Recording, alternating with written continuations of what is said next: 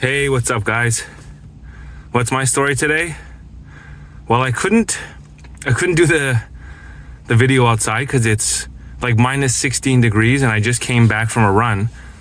But because it was so damn cold, I actually ran faster than I normally do. So I got a better time than I have maybe even during the summer.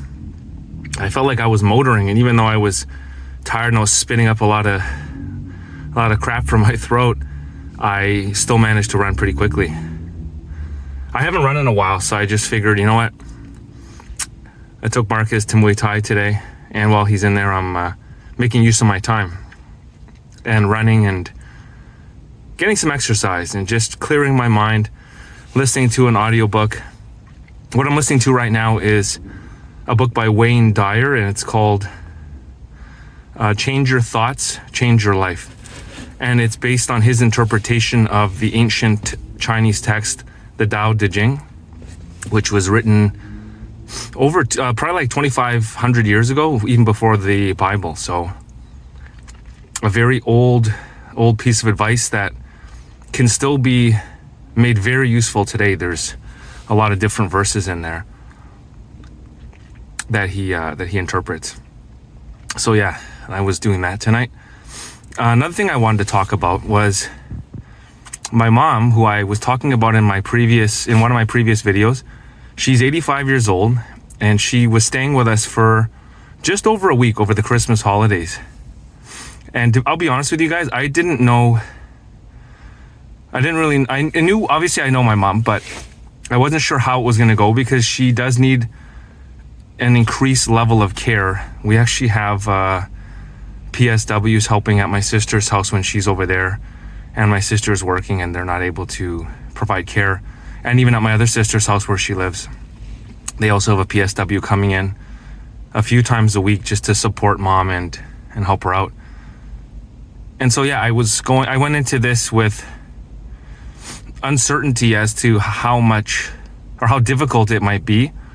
But you know what? It was I was really happy that she came. I was super grateful that she was able to stay with us. I'm super grateful that she's 85 years old and still alive. And, you know, my kids have their grandma on my side. They have both grandparents on Biba, my wife's side, but they only have my mom as a grandparent on my side. So, you know, for them, it's also a privilege to have a living grandparent. I don't have any grandparents on either of my parents' side either. So it's nice for the children to have somebody like that. But yeah, so she was staying with us, and, you know, her and I had a lot of time together because I was the primary one looking after her and helping her with, you know, getting to bed, personal hygiene items as well. So I really I never had to do that before, but as her condition worsens, it's part of the territory with what you need to do to take care of your elderly mother. And you know what? It was a lot of learning for me, but also at the same time, what I learned in addition to how to take care of my mom better is actually learn a lot, even more patience, because, you know, we take for granted how easy it is to get up out of bed, run to the washroom, use the washroom, especially in the middle of the night. If, you know, mom had to get up, I would go with her just to make sure she was okay. And also because her memory isn't great, as I mentioned before, she forgot where certain things were, where certain rooms were in the house. And she's not really familiar with the house because she hasn't stayed there before. So, you know, it's challenging for her. And so, you know what, this whole experience really taught me more patience. It taught me how to care for an elderly person. I helped, you know, just helping out mom in every aspect almost of the day. It also made me think about how she would feel, you know, knowing that you used to be able to do all these things and now you can't, and you have to rely on your child to help you with it.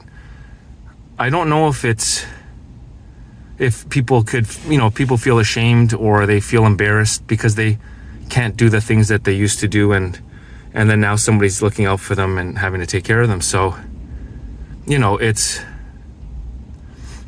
putting yourself in their shoes, you almost feel like you feel sorry for them, and not in a way where I'm pitying her. It's not that. It's just, I think I'm just understanding her a bit more, and that's where that piece I mentioned about patience comes into play, because for her, she doesn't remember how to do certain things anymore. And so we have to remember that as caretakers, and not get upset and say, well, why don't you, like, come on, just do this thing, or why can't you do this, or how come this is so hard for you? I really, really tried to put myself in her shoes, and I think I did a pretty good job of it. I was very calm and patient with her all week. Now, this is, you know, just over a week that she stayed with us, and then now my sister came by today to pick her up, and she's going to spend some time over there. But I can also see that, you know, if this was week after week, month after month, year after year, it can get exhausting for sure. And I think that's where the importance of having, you know, extra support like the PSWs to come and help during the day when people aren't home with her. And honestly, I think she should be with somebody for 90% of the day, at least 90%, because, you know, there's anything could happen. She could fall down at some point and have a really difficult time getting up, or she could hurt herself, or she could just get confused and lost and disoriented and just be really afraid at that point because there's nobody around and she's alone, and maybe she can't find her phone or she can't get to it. And so, I just wanted to share my experience about taking care of my mom, who's a senior citizen. And if any of you out there also have a senior parent or even a person that you're looking after, just remember they have reduced functionality, and they don't always remember how to do everything. So we do have to be kind and remember to be patient with them, because if we put ourselves in their shoes, it's, you know, you wouldn't want somebody shouting at you or getting upset with you because you can't remember something, because again, that just, I don't know, for me anyway, it stresses me out if I don't know something and then somebody is then pressuring me as to why I don't know what that thing is. So just thought I would share that, and just, yeah, hopefully this information helps somebody else to just reevaluate how they look at it. If they're a person who is prone to getting impatient and upset with somebody who they're taking care of, I hope this advice helps. Okay? Have a great night, everyone. I'll see you in the next chapter. Take care. Bye-bye.